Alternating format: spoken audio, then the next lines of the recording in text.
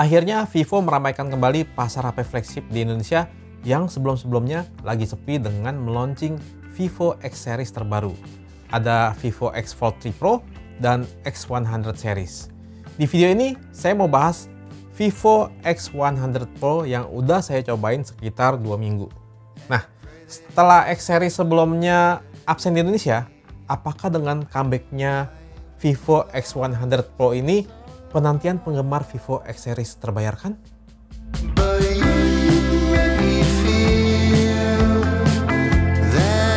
Kalau saya dengar HP Vivo, yang terngiang-ngiang di kepala saya adalah kameranya. Jadi dari awal saya pegang HP ini, langsung pengen cobain kameranya, yang kelihatannya jadi salah satu senjata utama Vivo X100 Pro. Kemarin pas cobain kamera Vivo V30 Pro aja udah berasa pos banget. Harusnya yang ini lebih lagi. Jadi saya langsung bahas sektor ini dulu. Vivo X100 Pro pakai setup Zeiss triple kamera di belakang. Jadi Vivo ngedevelop kameranya bareng Zeiss, sebuah brand ternama di industri lensa dan kamera profesional. Pastinya dilengkapi dengan T-Star coating yang udah diimprove lagi oleh Zeiss. Jadi ada 50 megapiksel ultra wide angle kamera, ada Zeiss 1-inch main camera, dan Zeiss APO telephoto kamera. Semuanya itu beresolusi 50 megapiksel. Sensor yang dipakai bagus semua, dan ada autofocusnya semua. Sebetulnya pas saya dulu lihat sampel-sampel foto X90 Pro yang bersensor 1 inci, saya tuh nggak sabar nungguin Vivo bawa HP dengan sensor 1 inci ke Indonesia. Dan akhirnya sekarang kesampaian juga. Sensor 1 inci itu biasa dipakai di prosumer digital kamera. Pas cobain sendiri, hasil kameranya memang impresif. Natural bokehnya itu bisa shallow dan creamy banget. Bahkan tanpa mode portrait pun, bokehnya udah creamy. Ini pengaruh dari sensor yang besar tadi. Selain itu, benefit yang didapat adalah detailnya bagus banget dan tajam juga. Dynamic range pas foto backlight juga bisa lebar banget dan tetap bisa terlihat natural ya. Untuk karakter warnanya itu vivid. Tapi Vivo kasih 3 pilihan processing nih. Ada vivid, terus ada textured buat kalian yang suka kontras tinggi, dan ada Zeiss natural bagi kalian yang suka warna lebih natural. Selain itu, ultra wide angle kameranya juga nggak kalah impresif. Warnanya itu konsisten dengan kamera utamanya. Detailnya juga masih bagus dan tetap tajam berkat resolusi 50 megapikselnya. Pas foto backlight, dynamic range-nya juga lebar. Begitu juga dengan Zeiss APO telephoto kameranya. Kamera periskopnya ini di 100 mm atau 4,3 kali zoom. Tapi pas saya foto zoom di beberapa kali pun, mau di 2 kali, 3 kali, 5 kali, 8 kali, hingga 26 kali pun hasilnya masih tajam banget ya. Bahkan di 50 kali zoom pun masih lumayan. Dan di 100 kali zoom masih not bad. Yang saya suka pas ngebidik di zoom yang jauh, dia tuh nggak shaky atau terlalu goyang-goyang gitu. Vivo juga kasih engine telephoto sunshot di HP ini. Jadi pas kita foto di sunset tuh warnanya realistis. Suasana sunsetnya tuh terasa banget. Bisa kalian lihat sendiri ya di foto-foto ini. Dan saya suka pas pencet icon zoomnya. Dia bisa langsung pindah-pindah focal length. Jadi nggak perlu geser-geser manual pun juga bisa. Ini detail kecil yang sangat berguna buat saya. Saya juga suka banget sama hasil foto telefoto makronya. Di mode ini kita bisa pakai kamera utama dan kamera telefotonya. Sangat fleksibel. Jadi fokus distance kameranya itu bisa deket banget. Termasuk kamera periskopnya ini. Karena itu kita bisa foto telemakro juga. Bagi saya, foto tele super makro kayak gini lebih sering pakai dan lebih gampang buat foto-foto serangga. Nggak perlu terlalu dekat dengan subjek, jadi serangganya nggak kabur. Dan nggak nutupin cahaya ke subjek juga. Yang saya suka lagi, super makronya bisa kita tambahin efek portrait, plus bisa ngatur manual fokus juga. Ini nih baru lensa makro yang berguna di smartphone. Menurut saya, salah satu keunggulan di HP Vivo adalah mode portraitnya. Mode portrait HP ini tentunya sangat bagus. Terus dia pakai Zeiss multifocal portrait. Jadi pilihan focal length atau zoomnya itu banyak. Sangat fleksibel. Bisa di 24 mm, ada 35, 50, 85, dan 100 mm buat ambil foto yang lebih close up. Ini tuh udah kayak punya lensa sapu jagat ya. Dan hasil dari semua focal length-nya itu bagus semua dan tajam hasilnya. Pilihan style bokehnya juga banyak banget. Selain bokeh biasa, ada style dari lensa Zeiss juga. Jadi ada Zeiss Biotar, Sonar, Distagon, dan lain-lain. Nah, yang baru kali ini ada style Zeiss B-Speed juga. Terus nggak lupa ada style sinematik yang kasih aspek rasio anamorphic kayak film blockbuster. Dan bisa nyalain lens flare khas anamorphic juga. Performa low light-nya juga bagus banget. Di HP ini kita bisa ambil foto tanpa night mode. Dan itu pun di mata saya udah bagus banget. Termasuk 50 megapiksel ultra wide angle kameranya. Pas nyalain night mode nih, hasil dari super wide angle-nya juga tambah bagus. Lebih tajam dan lebih nggak noisy. Kalau kamera utamanya, di night mode ini terlihat nggak terlalu beda jauh. Ini memang benefit dari sensor kamera yang besar banget. Jadi Vivo nggak perlu effort banyak buat otak-atik processingnya demi bikin hasil yang lebih bagus dan tajam lagi. Dan berkat T-Star coatingnya, bakal lebih aman dari lens flare juga pas foto di tempat yang banyak lampunya. Kamera selfie-nya beresolusi 32 megapiksel. Dia ada autofocusnya juga. Hasil foto kamera selfie-nya bagus ya. Terus ada mode portraitnya juga. Dan selain style bokeh natural, ada 5 pilihan bokeh style dari Zeiss juga. Sekarang untuk perekaman video, kamera utamanya bisa merekam hingga 8K 30 fps. Ini tuh resolusi yang tinggi banget ya. Selain kamera utamanya, semuanya bisa rekam hingga resolusi 4K 60 fps, termasuk kamera periskop dan kamera selfie-nya. Hasilnya bagus dan tajam ya. Kamera super wide angle-nya aja udah bagus, apalagi kamera utamanya. Dan natural bokehnya itu bagus banget, karena sensornya yang besar tadi. Oke, selama ini tuh perekaman video kamera utama udah pada bagus-bagus lah ya. Sebetulnya yang saya tungguin dari dulu adalah perekaman kamera tele yang bagus. Nah, hasil perekaman video tele di kamera ini tuh naik kelas. Vivo udah berhasil bikin saya terkesan. Beberapa shot bahkan udah kayak bukan direkam pakai HP. Transisi fokusnya juga terbilang smooth, jadi bikin lebih sinematik. Ditambah fokus periskopnya bisa deket banget. Soalnya kebanyakan kamera periskop lain tuh pas kita bidik subjek yang dekat, dia langsung pindah ke kamera utamanya. Jadinya cuma digital zoom dan pecah. Kalau HP ini enggak. Apalagi ada mode 4K Cinematic Portrait Video with Vivo V3 Chip. Jadi Vivo V3 Chip ini yang bantu hasil perekaman video makin bagus. Di sini ada 3 pilihan zoom. 1 kali, 2 kali, dan 4,3 kali zoom. Ada banyak pilihan filter lagi dan masih bisa kita customize juga. Jadi kita bisa atur color large-nya dan juga aspek rasio. Yang saya suka banget nih, kita bisa nambahin grain jadi kayak di shoot pakai film, bukan pakai digital. Terus bisa atur slow shutter speed. Ini bisa ciptain step printing effect atau style kayak Wong Kar-wai, seorang filmmaker legendaris, seorang author dari Hong Kong. Ini menurut saya super keren.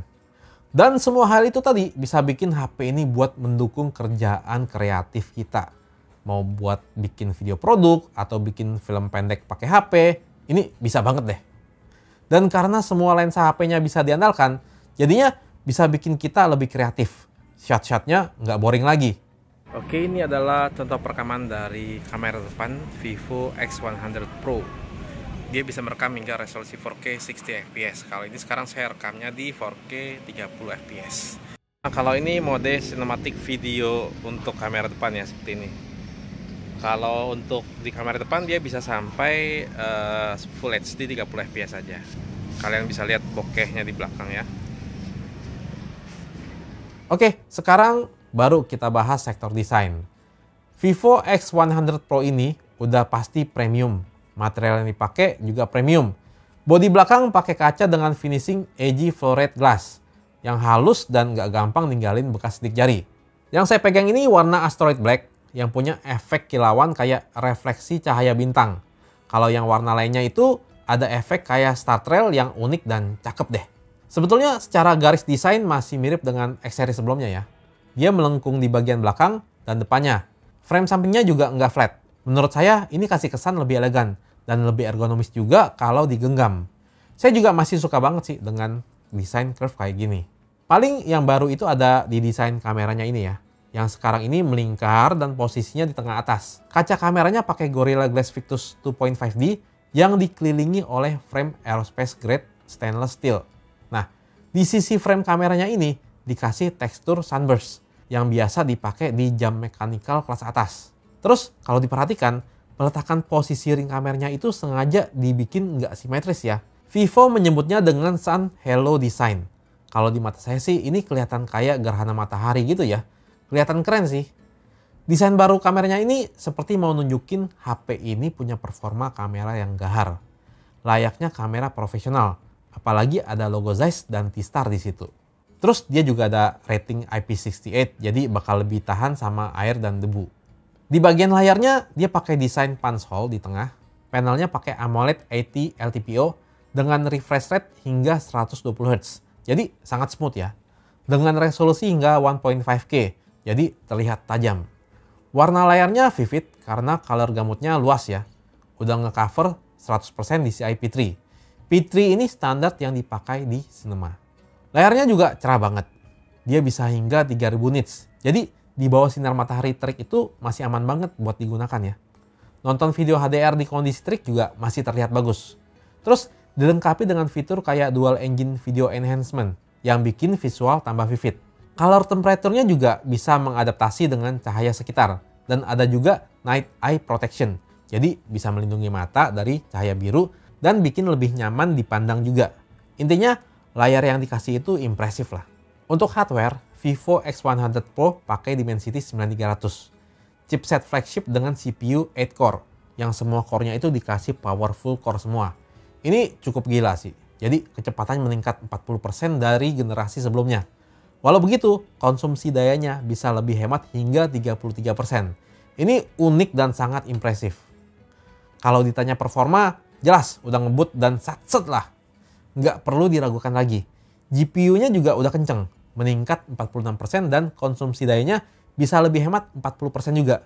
Terus udah support ray tracing juga. Buat gaming tentu udah bagus banget ya. Selain itu banyak game juga yang udah optimal. Mobile Legends bisa set grafis ke ultra. Jadi pas main bisa dapat performa yang smooth di 120 fps. PUBG juga udah langsung dapat pilihan frame rate di Extreme Plus dan Ultra Extreme. Ini baru ya. Jadi di grafis smooth ini bisa main hingga 120 fps. Kalau mau dapetin performa yang stabil di 120 fps terus, kita bisa nyalain boost performance di Ultra Game Mode-nya Vivo. Di sini juga ada fitur Game Frame Interpolation yang bisa nambahin frame rate jadi bikin kerasa lebih smooth lagi. Fitur ini tuh kayak MEMC kalau di TV. Menurut saya, Vivo tuh pinter pakai fitur ini untuk gaming. Kalau di TV, buat nonton saya tuh nggak suka karena kerasa mengganggu. Tapi buat gaming, menurut saya fitur ini tuh berguna banget. UI HP ini pakai Vantage OS 14. Yang baru sekarang ini bisa buka aplikasi di mini window. Yang saya perhatikan, sekarang Vantage OS ini bisa kasih performa yang semakin smooth. Animasinya kerasa nggak ada stutternya. Masalah update, Vivo menjanjikan support 3 tahun OS update dan 4 tahun security update.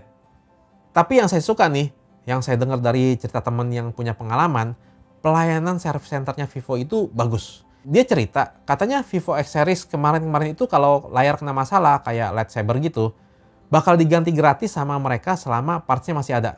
Walau garansi habis pun bakal tetap diganti ya. Jadi nggak salah-salahin konsumen. Harusnya sih HP ini bakal tetap dapat pelayanan bagus kayak gitu. Oh ya, satu lagi. Dengan ukuran bodi yang mirip kayak X80 Pro, X100 Pro ini bisa kasih ukuran baterai sebesar ekivalen 5400 mAh Blue Volt battery. Berarti lebih besar 700 mAh. Ini berkat teknologi Blue Volt baterainya ya. Terus ngecasnya juga ngebut banget. Di paket penjualan kita memang dikasih kepala charger 120 watt flash charge. Tapi maksimal daya pengecasan X100 Pro ini sendiri adalah 100 watt flash charge. Dia udah support fitur wireless charging juga ya. Kesimpulannya gimana? Untuk sebuah HP kelas atas, rasanya Vivo X100 Pro ini di semua sektornya udah memenuhi syarat sebagai HP flagship. Bodi premium, layar bagus, chipset sangat kencang, buat gaming powerful, charger ngebut, terus speaker stereonya bagus, dan vibration motornya juga udah kerasa premium. Tentunya Vivo X100 Pro ini adalah HP flagship yang kameranya bagus. Bukan sekedar bagus karena HP flagship lain juga bagus-bagus ya. Tapi di harga segini tuh untuk bisa bersaing dengan yang lain, dia butuh yang lebih dari sekedar bagus. Nah, sektor kameranya itu saya bilang udah digarap dengan sangat serius. Karena selain bagus, fitur-fiturnya di sini banyak banget. Kameranya sangat versatile untuk mengakomodir segala macam kondisi, situasi lewat berbagai style yang ditawarkan. Dan bukan sekedar gimmick yang penting ada doang. Tapi fitur-fiturnya itu benar-benar bisa dimanfaatkan untuk bikin konten, untuk mengekspresikan kreativitas di kepala kita.